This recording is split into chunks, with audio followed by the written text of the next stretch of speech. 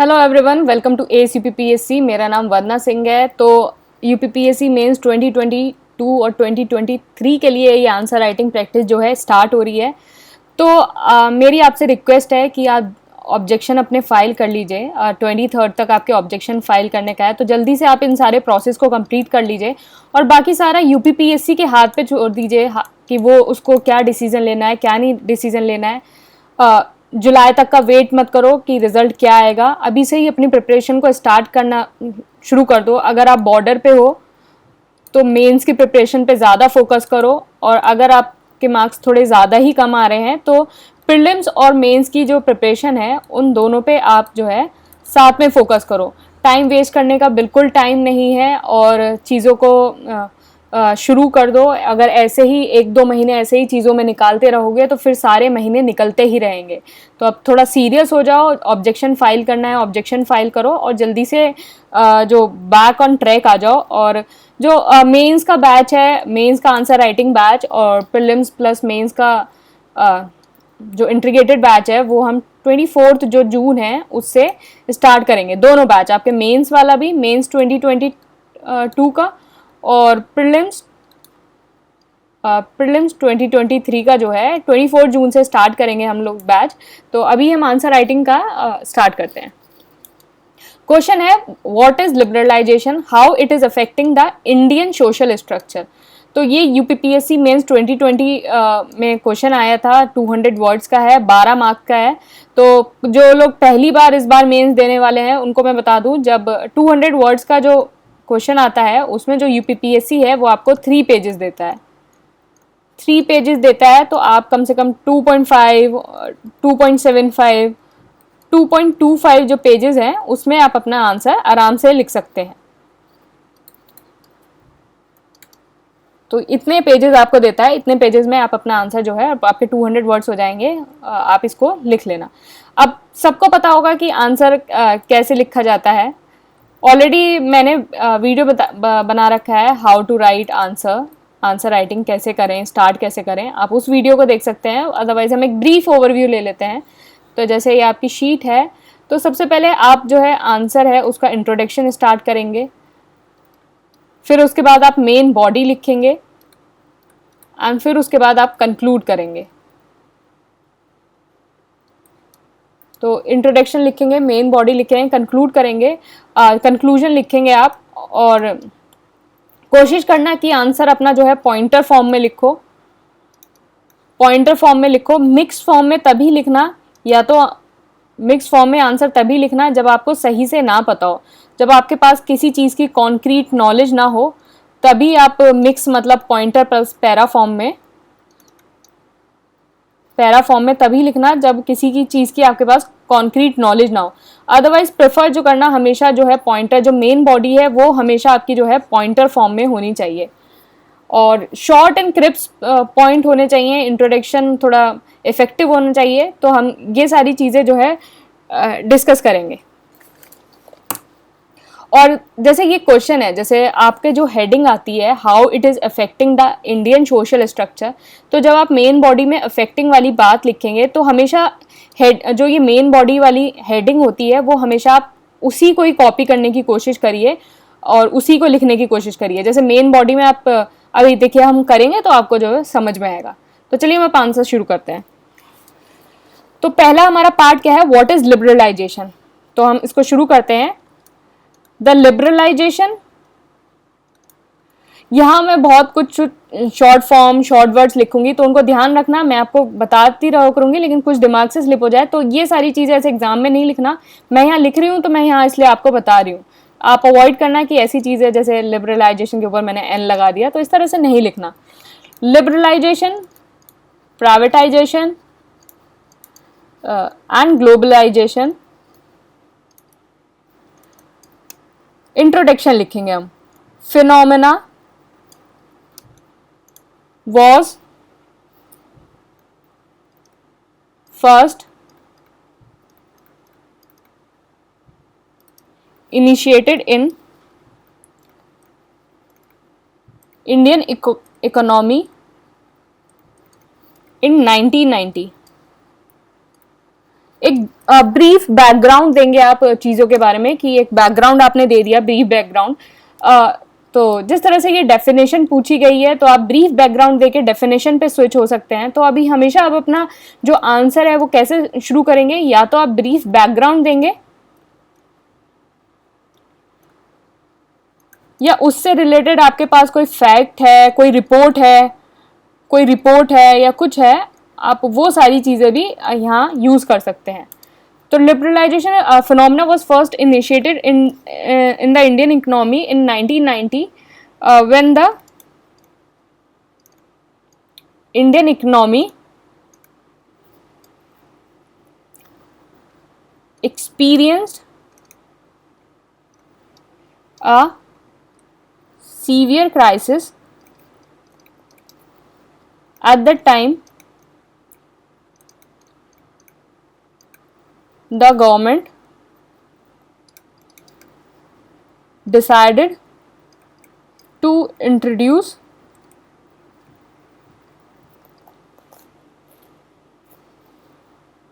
new industrial policy, जिसको NIP, in 1991 to start liberalising the Indian economy. तो अभी हमने कुछ डेफिनेशन सही से कुछ बताई नहीं है। This is a simple background of the question, this is a simple background of the question, क्योंकि 200 मार्क्स का क्वेश्चन है और आपको ये सारी चीज़ें बैकग्राउंड बतानी ही पड़ेगी, तभी आपको जो है वो मार्क्स मिल पाएंगे। 200 वर्ड्स का क्वेश्चन है, सॉरी, तभी आपको मार्क्स मिल पाएंगे। तो दिस इज अ बैकग्राउंड है। अब हमारा पहला पार्ट क्या था, लिबरलाइजेशन क्या होता है, तो हम वो शुरू करेंगे। Change the para. Liberalization means elimination. जब इस टाइप के दो पार्ट आया करें क्वेश्चन में, तो हमेशा दोनों पार्ट को जो है सेम वेटेज दिया करो, सेम उसको कैटर किया करो। ऐसे नहीं कि लिबरलाइजेशन की 2-3 लाइन की डेफिनेशन लिख दी और फिर उसके बाद इफेक्ट पे आ गए। तो लिबरलाइजेशन को कोशिश करो कि सेम उसको कैटर करो, दोनों को सेम उसको वेटेज देने की कोशिश करो। तो liberalization means elimination of state control over economic activities,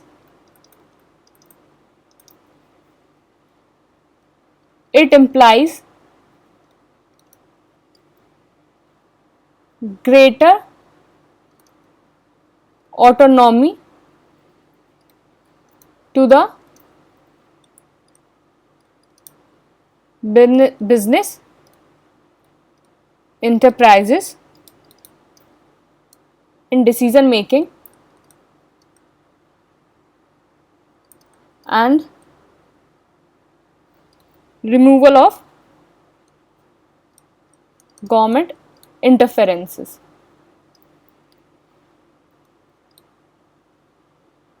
तो ये जितनी शॉर्ट फॉर्म लिखी है ना, इकोनॉमिक, गवर्नमेंट और यहाँ कहीं कुछ लिखा है इस टाइप से, तो ये सारी एग्जाम में अवॉइड करके आना, ये इस टाइप से चीज़ें जो है लिखना सही नहीं है। तो आपने ये डेफिनेशन लिखी एंड फिर उसके बाद आप क्या लिख सकते हैं, ये तो डेफिनेशन हो गई, तो आप इसको ऑब्जेक्टिव भी लिख सकते हैं।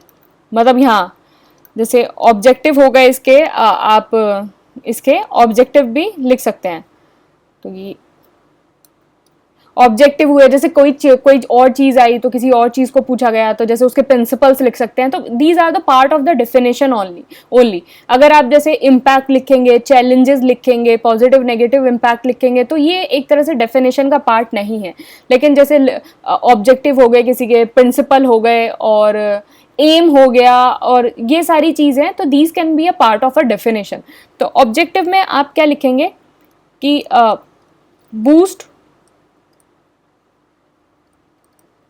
कंपटीशन, यहाँ ऐसे करके ऑब्जेक्टिव ऑफ लिबरलाइजेशन, ये सारी चीज़ें लिखा करो, क्योंकि फिर नहीं पता है ना कि आपको एग्जामिनर को ऐसा समझो कि उसे नहीं पता है कुछ भी और हमें सब कुछ बताना है। तो लिबरलाइजेशन की किस चीज़ का ऑब्जेक्टिव, तो लिखो ना ऑब्जेक्टिव ऑफ द लिबरलाइजेशन। तो boost competition between domestic businesses. Next क्या हो गया?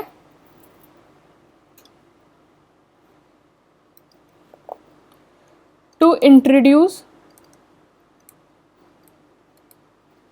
मोर कंपटीशन इनटू इकोनॉमी। फिर नेक्स्ट पॉइंट क्या हो गया? प्रमोट,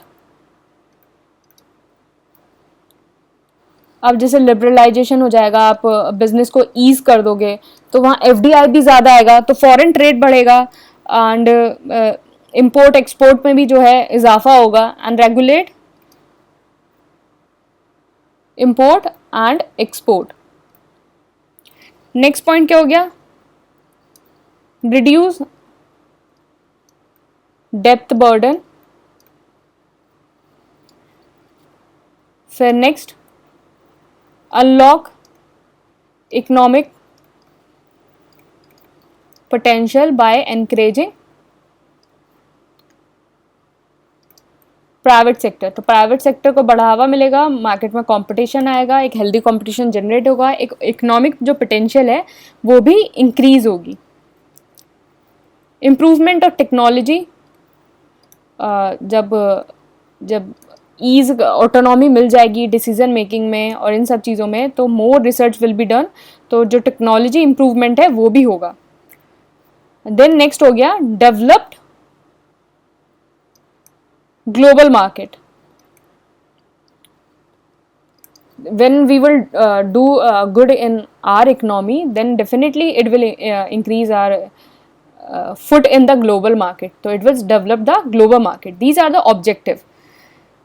Next आपका क्वेश्चन का पार्ट क्या है कि effect of liberalization on structure. तो हम जो बात कर रहे थे कि आपको हमेशा जो है पेपर वाला जो क्वेश्चन में दे रखा होता है, आपको हमेशा वही हेडिंग लिखनी चाहिए। तो इफेक्ट ऑफ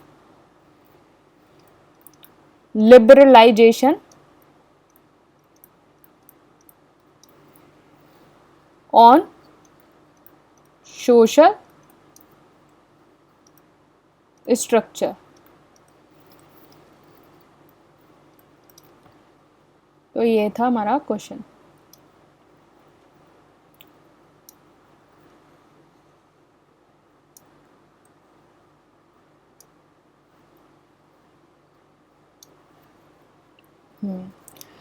तो पहला है क्या हुआ? Effect of weakening of caste system.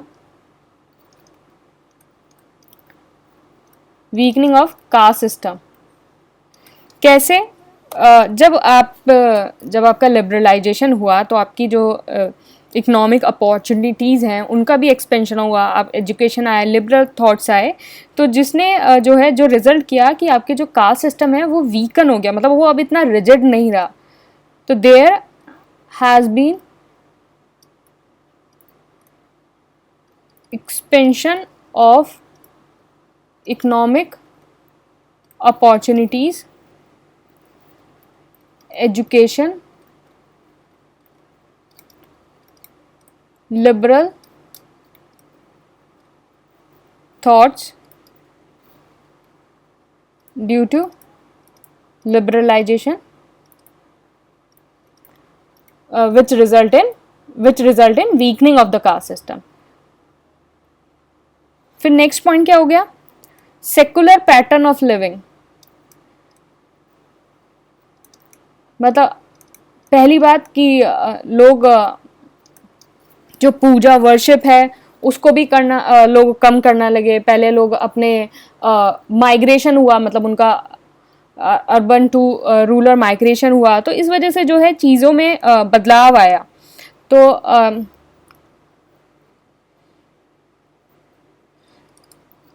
तो लिबरलाइजेशन has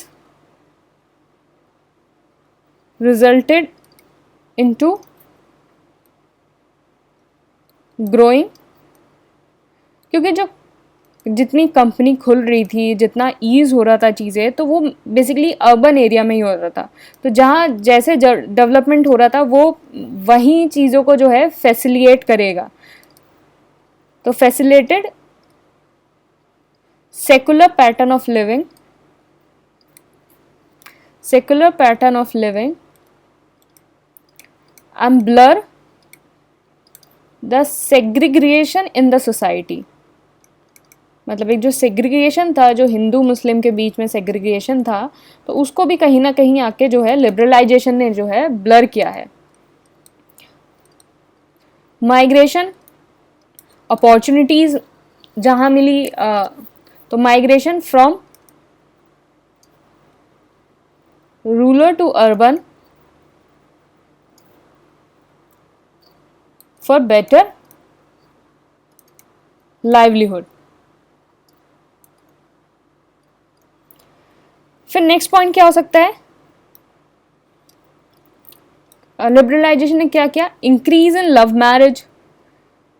लव मैरिज होने लगी जब लोग अपने जैसे अपने गांव छोड़ के शहर आने लगे, तो लाइक जो मतलब एक दूसरे की कम्युनिटी में लोगों को जानने लगे, तो लव मैरिज का जो कल्चर है वो भी इम्प्रूव मतलब बढ़ने लगा, इंक्रीज होने लगा। And live in relationship, live in relationship का भी जो कंसेप्ट है वो जो है चीज़ों शुरू हो गया। एंड रिसेंटली क्या है? Recently we saw the sologamy. तो सोलोगैमी मतलब the person who marriage himself और हरसेल्फ इज अ सोलोगैमी। तो रिसेंटली सोलोगैमी जो गुजरात में हुआ है, तो दिस इज ऑल्सो कि मतलब लिबरलाइजेशन और फिर मोर एंड लेस कहें ग्लोबलाइजेशन। तो इसकी वजह से जो है इन सारी चीज़ों में इम्पैक्ट आया है। फिर नेक्स्ट पॉइंट हो गया इमर्जेंस ऑफ न्यूक्लियर फैमिली। तो emergence of the nuclear family, तो पहली बात समझने की ये है, तो ये आप ये समझो ऐसे कि जो लिबरलाइजेशन है उसने एज सच जो है इतना ज़्यादा इम्पैक्ट नहीं किया मतलब सोशल स्ट्रक्चर में एज सच, अगर उसको इंडिविजुअली देखा जाए। लेकिन क्या हुआ, जब प्रोसेस ऑफ लिबरलाइजेशन शुरू हुआ उसने हमेशा रिजल्ट किया as a phenomena of globalization. तो फिनोमेना ऑफ ग्लोबलाइजेशन को बढ़ावा दिया, मतलब जब यहाँ ईज मिला तो चीज़ें जो है ग्लोबलाइज्ड होती गई। तो फिनोमेना ऑफ ग्लोबलाइजेशन को बढ़ावा दिया और इस ग्लोबलाइजेशन ने जो है बेसिकली सोशल स्ट्रक्चर में चेंज लाया है। तो जो डायरेक्टली है वो लिबरलाइजेशन इतना सोशल स्ट्रक्चर में चेंज नहीं ला पाया, लेकिन liberalization leads to the phenomena of the globalization which change the social structure of the society. तो आप यहाँ ध्यान रखेंगे इस चीज़ को। अब फिर क्या, हमने सारे पॉइंट कैटर कर लिया, बात आई कंक्लूजन की। तो अब देखिए जैसे आप ये लिखते हैं ना, कुछ लोग मैंने देखा है, कुछ लोग ऐसे भी लिखते हैं कि इंट्रोडक्शन लिख लिया यहाँ, फिर उसके बाद बॉडी लिख ली, वे फॉरवर्ड लिख लिया, फिर यहाँ कंक्लूजन लिख लिया। तो ऐसे मत लिखा करो, वो साफ से पता चलता है कि आप कौन सा कंक्लूजन लिख रहे हो कौन सा नहीं। आप थोड़ा सा गैप दो, थोड़ा सा गैप दो, नेक्स्ट पैरा यूज करो और सबको मतलब समझ में आता है कि दिस इज कंक्लूजन। तो कंक्लूजन है कि although liberalization increase the living standard of the people, but it brings individualism in the society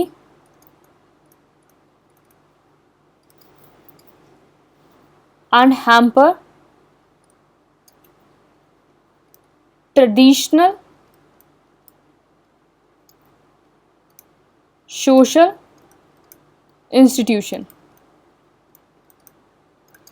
तो you start your answer with some like a negative point कि although liberalization increase the living standard of the people but it bring individual in the society and hamper traditional social institution. तो आपने ऐसे start किया। Now you conclude it with a more balance, और या फिर एक positive उससे आप इसको कंक्लूड कर देंगे. But still liberalization have positive ऐसे मत लिख के आना. फिजिक्स की क्लास नहीं चल रही है, आप यहाँ करंट दिखा दो कि पॉजिटिव करंट है, पॉजिटिव लिख के आना. तो positive impact on the lives of people. Okay, अच्छा इसको ना आप इस तरह से भी शुरू कर सकते हैं कि आप यहां लिख दें the evolution of effect of liberalization. ये ज्यादा बेटर रहेगा. Liberalization is a mixed bag of is a mixed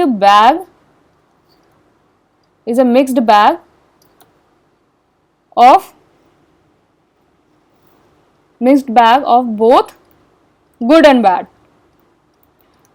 मतलब गुड एंड बैड, मतलब जो इवोल्यूशन है इफेक्ट ऑफ लिबरलाइजेशन का वो मिक्स्ड बैग है ऑफ गुड एंड बैड. तो गुड में क्या हुआ कि लिबरलाइजेशन जो है इंक्रीज किया living standard of the people, लेकिन इसने इंडिविजुअलिज्म लेके आया लोगों के अंदर, और सोसाइटी जो ट्रेडिशनल हमारे इंस्टीट्यूशन है उनको हैम्पर किया. On the good side, on, इसको ऐसे लिख दो,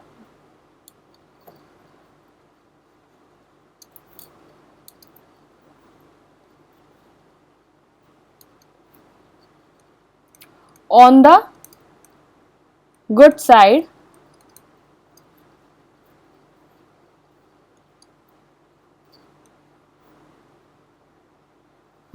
side, liberalization improve the lives of people, and in particular it immensely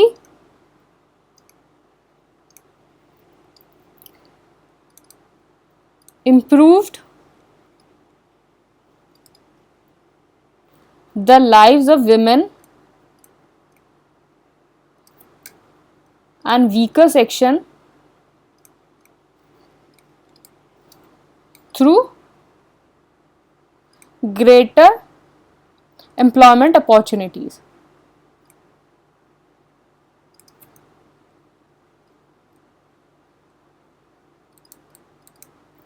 employment opportunity. तो यही हो गया. The evolution of the effect of liberalization is a mixed bag, both good and bad.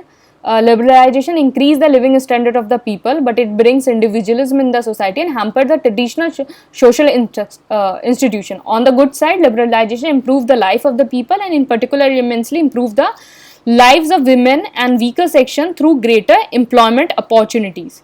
तो ये आपका आंसर हो गया. तो जैसे कुछ लोगों को कुछ बेसिक चीज़ें हैं, जैसे कि ब्लैक पेन से लिखें या ब्लू पेन से लिखें, तो ये ब्लैक पेन या ब्लू पेन. तो देखो, लिखने को आप किसी भी पेन से लिख सकते हो. आप जैसे ब्लू पेन से लिखो और अपनी जो हेडिंग है वो ब्लैक पेन से डाल लो, और फिर अंडरलाइन जो है वो ब्लैक पेन से कर लो. तो लेकिन एग्ज़ाम जो है, एग्ज़ाम में आपके पास इतना टाइम नहीं होगा कि आप बहुत 2 पेन चेंज कर लो, या तो आपकी राइटिंग बहुत ही, आपकी स्पीड जो है बहुत ज़्यादा हो. तो कोशिश करना कि मतलब ब्लू पेन से ही लिखना, सब ब्लू पेन से ही लिखना. कोशिश हो कि अगर टाइम बचे या कुछ हो तो जैसे अंडरलाइन जो है, अंडरलाइन वो ब्लैक पेन से कर सकते हो, या फिर सिर्फ हेडिंग ब्लैक हेडिंग लिख सकते हो, लेकिन हेडिंग के लिए भी टाइम नहीं बचता है. अंडरलाइन कर सकते हो, बट अदरवाइज ब्लू पेन से ही लिखो, ब्लू पेन से ही अंडरलाइन लिखो, कोई ज़्यादा फर्क नहीं पड़ता है. तो इससे ही लिखो. 2 पेन चेंज करोगे तो इसके चक्कर में कहीं 1 या 2 क्वेश्चन ना छूट जाएं पेन चेंज करने के चक्कर में, कि सुंदर लिखने वाले थे काले नीले से, तो क्या पता 0.5 मार्क्स बढ़ जाते, 0.5 मार्क्स मिल जाते. लेकिन यहाँ जो है कि 12 नंबर के 2 क्वेश्चन छोड़ दिए, 24 नंबर. तो 0.5 और 24 बहुत बड़ी बात है ना. तो ब्लू पेन से लिखो, ब्लू पेन से अंडरलाइन करो। अगर किसी को और भी किसी भी चीज़ में डाउट है, मेंस के आंसर राइटिंग से रिलेटेड क्या है, कोई भी जनरल डाउट है, कुछ भी डाउट आपको लग रहा है ये क्या स्टूपिड सा डाउट है, कि छोटा सा डाउट है, कोई नहीं, every doubt can be entertain. तो आपकी जो है सोच सही होनी चाहिए, every doubt can be entertain. तो आप जो भी डाउट है आपको बेझिझक पूछो, आराम से मस्त, और आंसर राइटिंग शुरू कर दो, चीज़ों को समझो, फिर कोशिश करो देख देख के लिखने की और करने की, और साफ साफ सुथरा सुथरा लिखने की कोशिश करो। आंसर राइटिंग थोड़ी गंदी है तो उसको सुधारने की कोशिश करो, क्योंकि एक्सक्यूज़ नहीं है कि हमारे कम नंबर आए क्योंकि हमारी राइटिंग गंदी है। तो ये चीज़ें एक्सक्यूज़ नहीं है। आप 2-3 पेज अच्छा ABCD लिखने की कोशिश करो, राइटिंग हो जाएगी, सही हो जाएगी। 90 दिन है, और जो 2023 वाले हैं उनके पास तो बहुत टाइम है, तो आराम से लिखो। इस तरह से हम इसको डिस्कस करेंगे। और 24 जून से जो है हम बैच स्टार्ट करने वाले हैं प्रीलिम्स का और मेंस का। तो जल्दी मैं एक आध दिन में उसकी सारी डिटेल दे दूंगी आपको, तो आप उसको ज्वाइन कर सकते हैं। Thank you and all the best.